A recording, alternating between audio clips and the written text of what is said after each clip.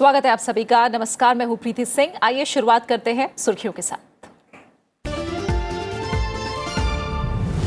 आतंकवाद के खिलाफ वैश्विक रणनीति और सहयोग की जरूरत। भारत, चीन और रूस के विदेश मंत्रियों की बैठक के बाद विदेश मंत्री सुषमा स्वराज का बयान। कहा, जैश के ठिकानों पर भारतीय वायुसेना की कार्रवाई आतंकवाद के खिलाफ भारत की प्रतिबद्धता का प्रमाण।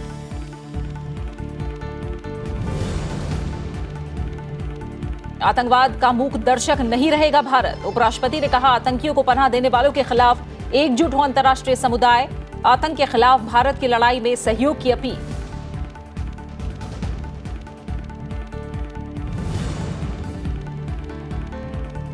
प्रधानमंत्री नरेंद्र मोदी ने देश की समस्याओं को सुलझाने के लिए युवाओं के योगदान को बताया जरूरी। राष्ट्रीय युवा संसद समारोह को किया संबोधित। संसद में कामकाज की उत्पादकता बढ़ाने पर दिया जोर। पुरस्कार विजेताओं को प्रधानमंत्री ने किया सम्मानित।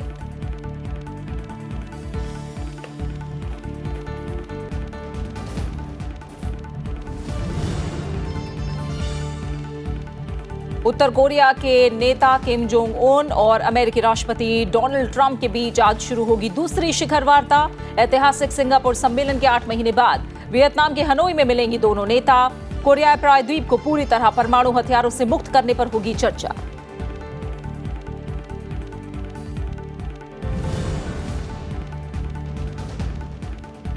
और क्रिकेट विश्व कप को लेकर दुबई में आईसीसी की अहम बैठक। भारत ने टूर्नामेंट के दौरान सुरक्षा को लेकर जताई चिंता। आईसीसी ने बीसीसीआई को विश्व कप के दौरान सुरक्षा व्यवस्था सुनिश्चित करने का दिया भरोसा।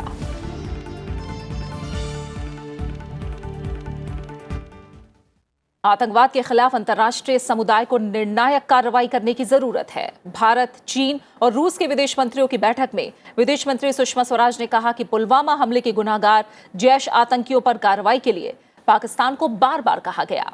अंतर्राष्ट्रीय समुदाय की मांग के बाद भी पाकिस्तान ने गंभीर होने की बजाय हमले की जानकारी होने से इनकार कर दिया और जैश के कबूलनामों को भी नहीं माना और पाकिस्तान की ओर से कोई कार्रवाई नहीं की गई। विदेश मंत्री सुषमा स्वराज ने पुलवामा आतंकी हमले का जिक्र करते हुए पाकिस्तान की जमीन में पल रहे आतंकी संगठन जैश का मुद्दा जोरदार तरीके से उठाया। उन्होंने कहा कि सभी देशों को आतंकवाद के खिलाफ जीरो टॉलरेंस की नीति अपनानी होगी। आतंकवादी ठिकानों पर बड़ी कार्रवाई करने के ठीक अगले ही दिन भारत ने अंतर्राष्ट्रीय समुदाय को आश्वस्त किया कि वो इस्लामाबाद के साथ तनाव को और बढ़ाना नहीं चाहता है। उन्होंने कहा कि भारतीय वायुसेना की कार्रवाई सैन्य अभियान नहीं था। किसी भी सैन्य प्रतिष्ठान को निशाना नहीं बनाया गया। इस कार्रवाई का सीमित उद्देश्य आतंकवादी संगठन जैश के ठिकानों के खिलाफ निर्णायक कदम उठाना था। उन्होंने कहा कि भारत लगातार जिम्मेदारी और संयम के साथ काम करता आ रहा है। Russia, India and China are countries that carry important voices in international politics and have the potential to significantly influence world events. Excellencies, together we can play a constructive role in addressing pressing issues of common concern and challenges facing our world. Terrorism tops the list of the existential threats that the world faces today. We are aware of the recent dastardly terrorist attack on our security forces in Pulwama, Jammu and Kashmir, perpetrated by Jaish-e-Mohammed, a Pakistan-based and supported terrorist organization proscribed by the United Nations and other countries. We lost more than 40 personnel from our Central Reserve Police Force, while several others are injured seriously. Such dastardly terrorist attacks are a grim reminder for the need for all the countries to show zero tolerance to terrorism and take decisive actions against it. Following the Pulwama terrorist attack, instead of taking seriously the calls by international community to act against Jaish-e-Mohammed and other terror groups based in Pakistan, Pakistan denied any knowledge of the attack and outrightly dismissed claims by Jaish-e-Mohammed. In the light of continuing refusal of Pakistan to acknowledge and act against terror groups on its territory, and based on credible information that Jaish-e-Mohammed was planning other attacks in its various parts of India, Government of India decided to take preemptive action. The largest and the target was selected in order to avoid civilian casualties. Excellencies, this was not a military operation. No military installations were targeted. The limited objective of the preemptive strike was to act decisively against the terrorist infrastructure of Jaish-e-Mohammed in order to preempt another terror attack in India. India does not wish to see further escalation of this situation. India will continue to act with responsibility and restraint. Excellencies, in our discussions today, I look forward to having productive exchanges with you on other important issues such as climate change, reformed multilateralism, RIC cooperation under the framework of international organizations, and international hotspot issues. I believe the Wuchen meeting of RIC will positively contribute to the ongoing global discussions on a host of issues. Bharat, चीन और रूस ने आतंकवाद का मजबूती से मुकाबला करने की प्रतिबद्धता दोहराई है।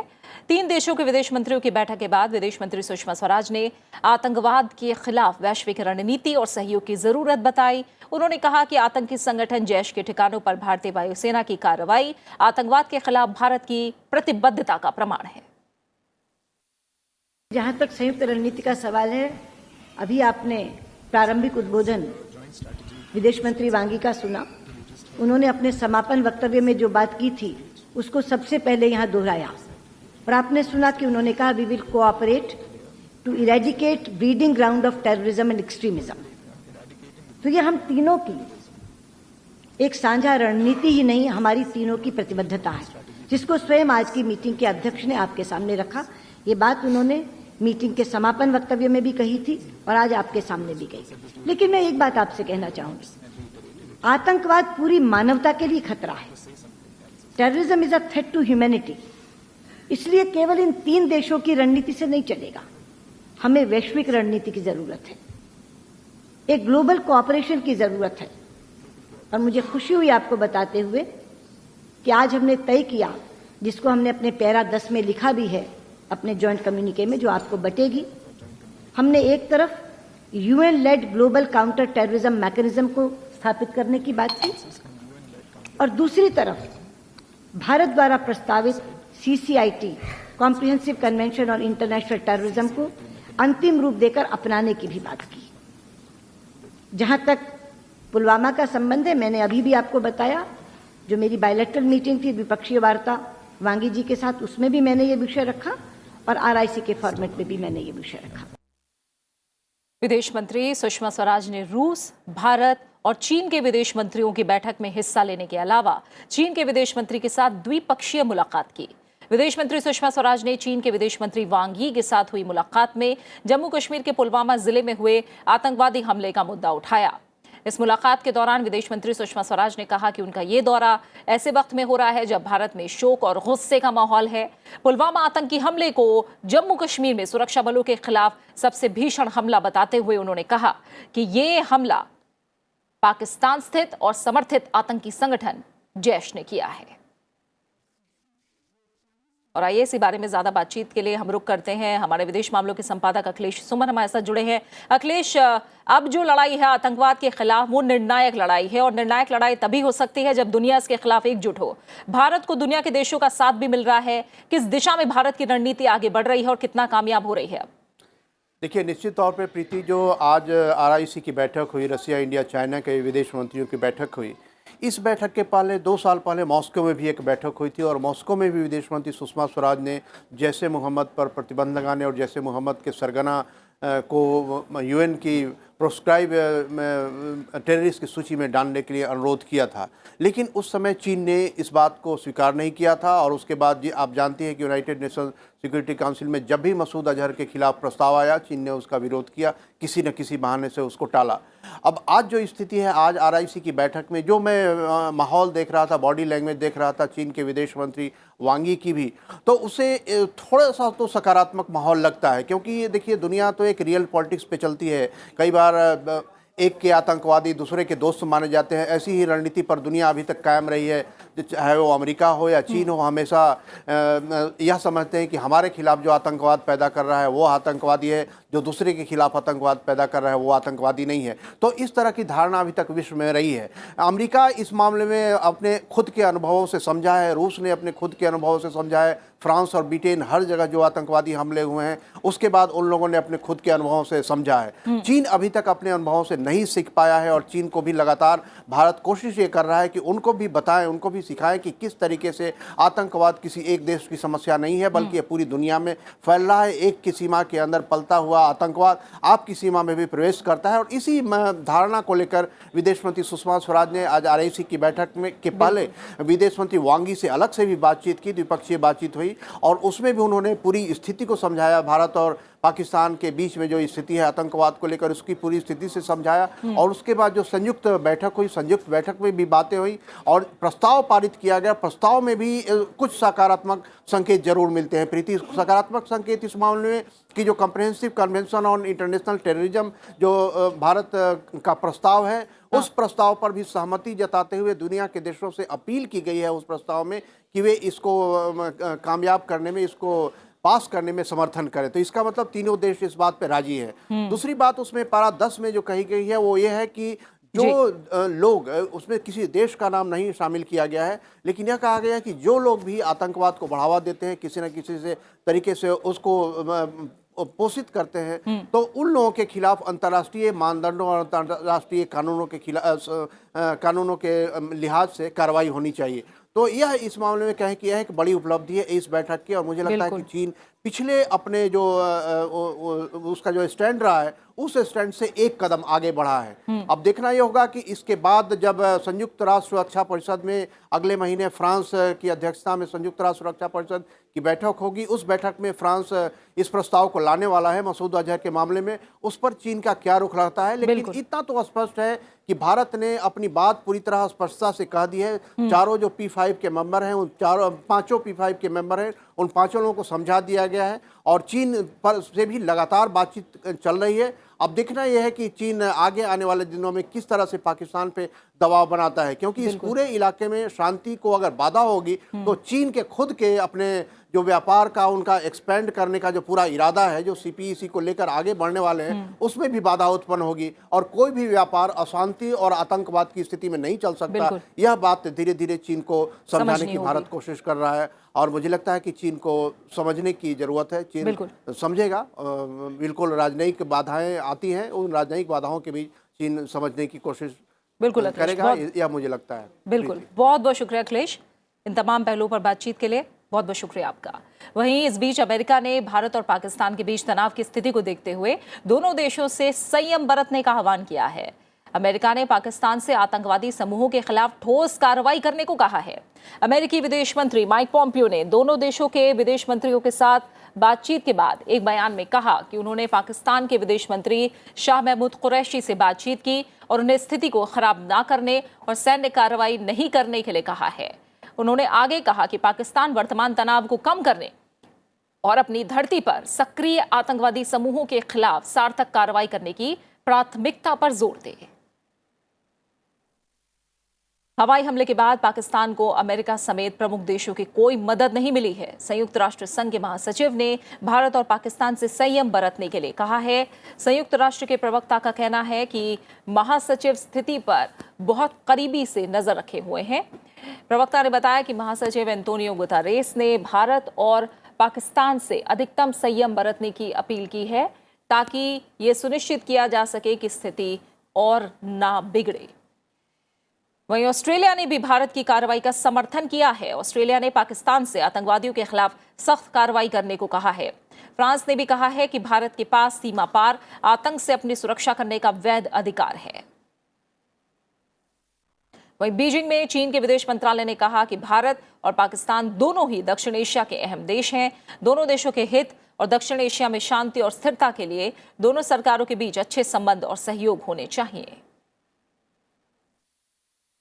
印度和巴基斯坦都是南亚地区的重要国家，那么双方保持一个良好的关系、良好的沟通，它是有利于南亚地区的和平稳定，从根本上也是符合印度和巴基斯坦双方的利益的。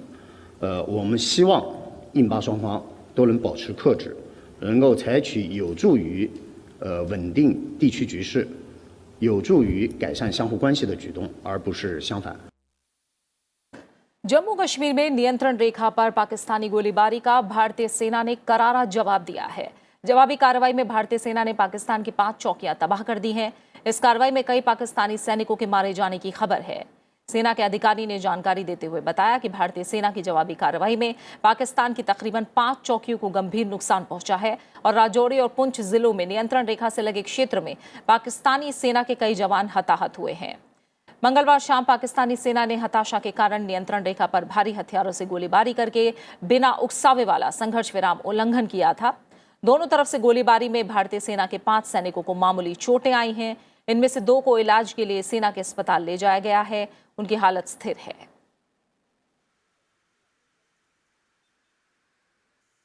पाकिस्तान से लगी अंतर्राष्ट्रीय सीमा और नियंत्रण रेखा पर बढ़ते तनाव के बीच जम्मू कश्मीर में मुठभेड़ के दौरान सुरक्षा बलों को बड़ी कामयाबी मिली है। कश्मीर घाटी के शोपियां जिले में सुरक्षा बलों और आतंकियों के बीच बुधवार सुबह से चल रही मुठभेड़ में 2 आतंकी मार गिराए गए हैं। मारे गए दोनों आतंकियों का संबंध आतंकी संगठन जैश से था।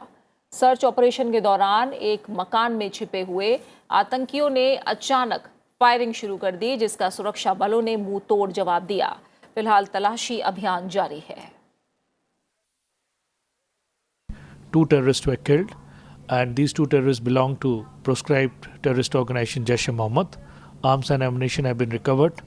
From the incriminating materials that we have recovered, it is ascertained that 1 terrorist belonged to Pakistan, is a Pakistani national, and the other one is from the local area.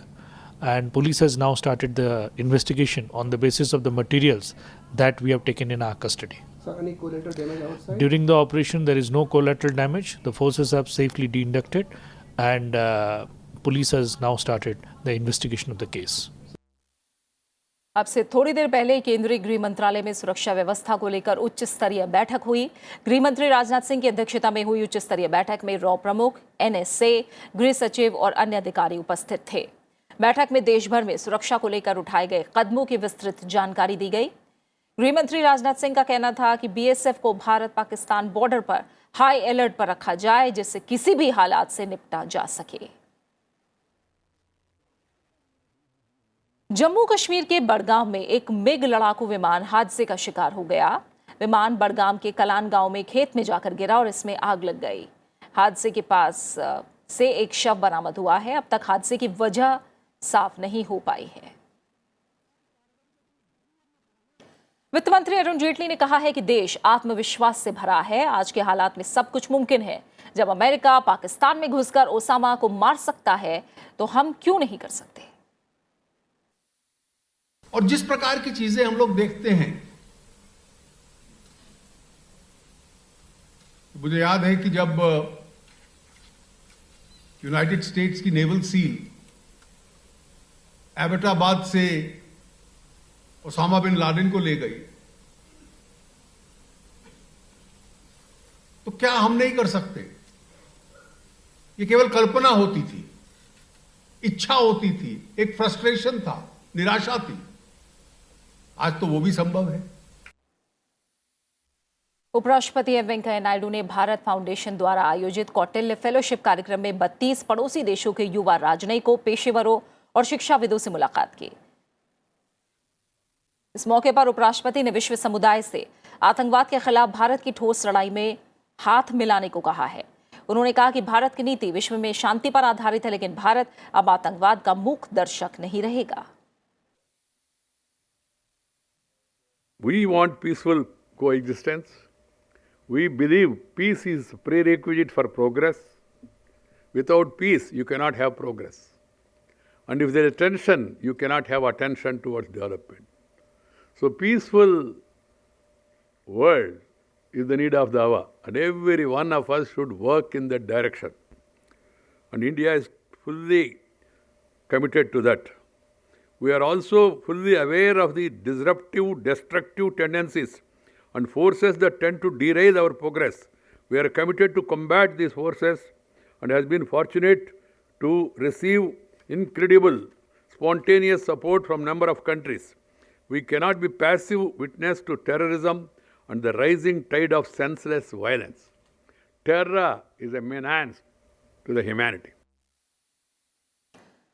उपराष्ट्रपति एम वेंकैया नायडू ने कहा कि अब वक्त है कि अंतर्राष्ट्रीय संगठनों को आतंकवाद के खिलाफ एकजुट होकर उन देशों को अलग कर देना चाहिए जो आतंकवाद को पनाह देते हैं। EPSIC's international business schools leadership conclave को संबोधित करते हुए उन्होंने कहा कि भारत शांति का देश है, लेकिन आतंकवाद के खिलाफ आवाज उठाने में भारत कभी पीछे नहीं हटेगा। उपराष्ट्रपति ने इंडियन एयरफोर्स की ओर से की गई कार्यवाही पर बधाई देते हुए कहा कि भारत की ओर से आतंकवाद का जवाब है।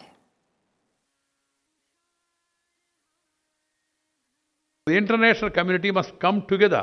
The United Nations should conclude its deliberations which are going on for years together and then come with some concrete action to see that the funding of terror is stopped. And those countries who are aiding, abetting, funding, training terrorists are isolated. That is the need of the hour.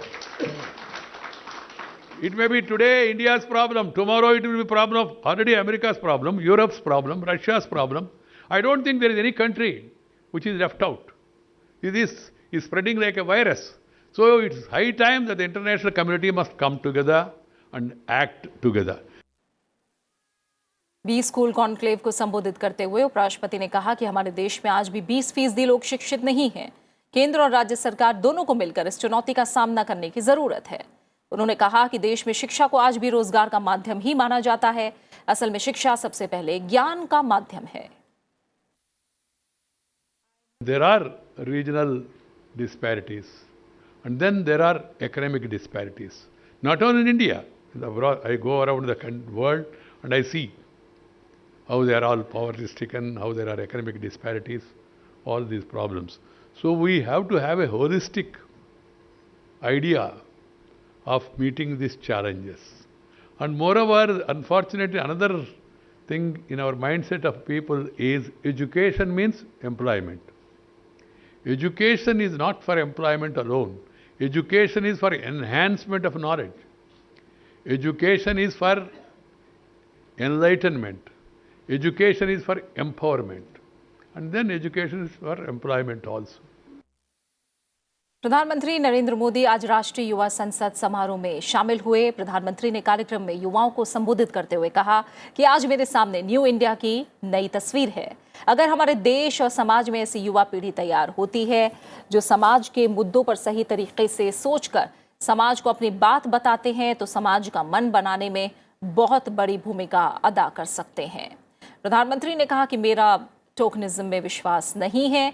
एक लंबी सोच के साथ एक के बाद एक interlink व्यवस्थाएं विकसित करना, ये मेरी कार्यशैली का हिस्सा है। प्रधानमंत्री ने कहा कि हमारे मुंह से निकला हुआ शब्द सही जगह पर तीर की तरह जाना चाहिए। हमारी वाणी इंप्रेसिव हो या ना हो, लेकिन इंस्पायरिंग जरूर होनी चाहिए। साथ ही उन्होंने कहा कि इस कार्यक्रम के सुझाव को विस्तार देकर देश में चल रही योजनाओं पर सुधार किया जा सकता है। उन्होंने ये भी कहा कि उम्मीद है कि आप युवा परोसी हुई चीज नहीं ग्रहण करते होंगे, बल्कि खुद फैक्ट ढूंढते होंगे। मेरे सामने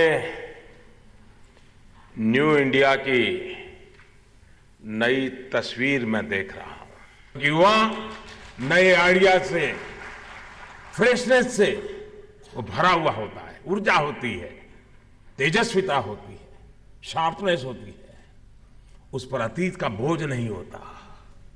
ऐसे में चुनौतियों और समस्याओं से निपटने में वो अधिक सक्षम होता है। साथियों, देश की, समाज की समस्याओं को सुलझाने के लिए आपकी जो अप्रोच है वो न्यू इंडिया को और मजबूत करने वाली है। जैसे आज का समय तेजी से बदल रहा है, वैसे ही आज की जनरेशन भी पहले की अपेक्षा कई गुना तेजी से सोचती है, काम कर रही है। प्रधानमंत्री ने कहा कि आज का युवा मल्टीटास्किंग के लिए पहले से तैयार है, इसलिए कई काम एक साथ करता है। वो एम्बिशन से भरा है क्योंकि वो तेजी से आगे बढ़ना चाहता है। यही तो न्यू इंडिया का आधार है।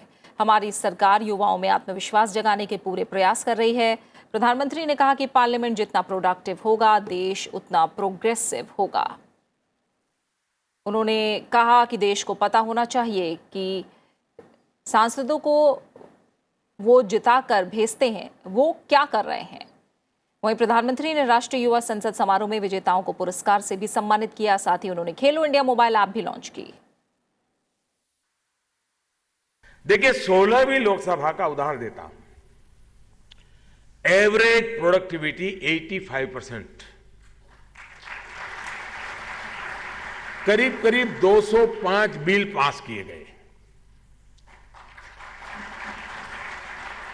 और 15वीं लोकसभा की तुलना में 16वीं लोकसभा ने 20% काम ज्यादा किया। लेकिन मैं इससे संतुष्ट नहीं हूं। अगर मोदी है तो फिर 20 से नहीं चलता है, 200 होना चाहिए।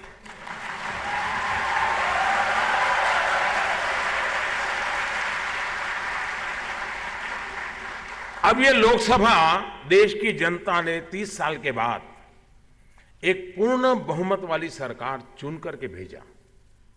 उसका नतीजा है कि ये 20% भी प्रोडक्टिविटी बढ़ा पाए। देश के टैक्स पेयर के पैसों का सही उपयोग हुआ और समय रहते हुए देश के लिए जरूरी वहां नीति निर्धारण हुआ। सरकार ने दावा किया है कि गंगा नदी की सफाई का काम तय समय से पहले पूरा करने का लक्ष्य है। वित्त मंत्री अरुण जेटली ने गंगा संरक्षण मंत्री नितिन गडकरी की कार्यशैली की तारीफ करते हुए कहा कि वो जिस काम को हाथ में लेते हैं उसे पूरा करके मानते हैं। उन्होंने उम्मीद जताई कि गंगा की सफाई का काम भी तय समय से पहले पूरा हो जाएगा। जब इस दिशा में ये देश बढ़ रहा है तो वो साधन, वो मां, वो गंगा जो करोड़ों लोगों की श्रद्धा का, संस्कृति का, इस देश के भूगोल का, ज्योग्राफी का, इसकी अर्थव्यवस्था का इतना बड़ा साधन है, उसको साफ करना, वहां घाट बने, वहां सीवेज ट्रीटमेंट प्लांट्स बने, इसका सांस्कृतिक, आर्थिक, पर्यटन की दृष्टि से ये कहां ले जा सकता है इस देश को, उसकी कल्पना हम लोग करें। और जब इस देश को अपनी ताकत, अपनी क्षमता की पहचान के बारे में विश्वास और कॉन्फिडेंस आया है, तो नितिन जी के हाथ में ये जिम्मेवारी है। एक छवि उनकी, जिसको हम करने वाला या डूअर कहते हैं, वो रही है। तो मैं देख सकता हूं कि जो इन्होंने 13 महीने का समय दिया है इन परियोजनाओं को पूरा करने के लिए, वो शायद 12 में ही कर डाले। लोकसभा चुनाव को लेकर आज दिल्ली में विपक्षी पार्टियों की बैठक होने जा रही है। लोकसभा चुनाव 2019 के लिए विपक्षी दलों के नेता गठबंधन और न्यूनतम साझा कार्यक्रम तय करने के लिए ये बैठक करने वाले हैं। विपक्षी दलों के नेताओं की इस बैठक में विपक्षी दल सामूहिक रणनीति बनाएंगे।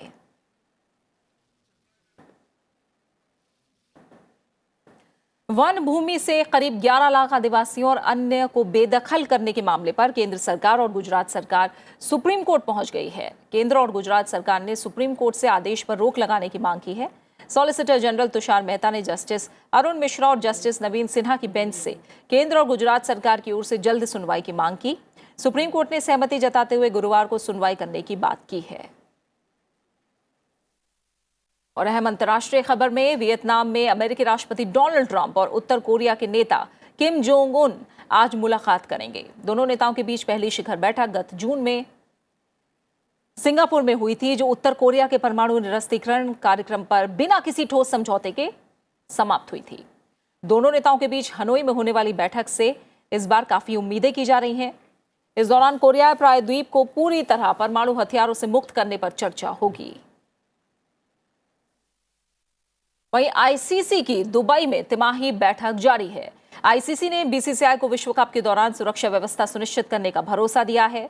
आईसीसी ने बीसीसीआई को आश्वासन दिया है कि वो पुलवामा आतंकी हमले को देखते हुए आगामी विश्व कप के दौरान भारत की सुरक्षा चिंताओं को दूर करने के लिए सब कुछ करेगा। आईसीसी के मुख्य कार्यकारियों की समिति की बैठक के शुरुआत में बीसीसीआई के सीईओ राहुल जौहरी ने 30 मई से शुरू हो रहे विश्व कप के दौरान अपने खिलाड़ियों की सुरक्षा को लेकर चिंता जताई थी। सुरक्षा पर चर्चा शुरुआती एजेंडे में शामिल नहीं थी, लेकिन बीसीसीआई के जोर देने पर इसे औपचारिक रूप से बैठक का हिस्सा बनाया गया। हालांकि बीसीसीआई ने आगामी विश्व कप से पाकिस्तान का बहिष्कार करने पर कोई स्टैंड नहीं लिया है। और इसी के साथ फिलहाल खबर दोपहर में इतना ही। आप बने रहिए राज्यसभा टीवी के साथ। नमस्कार।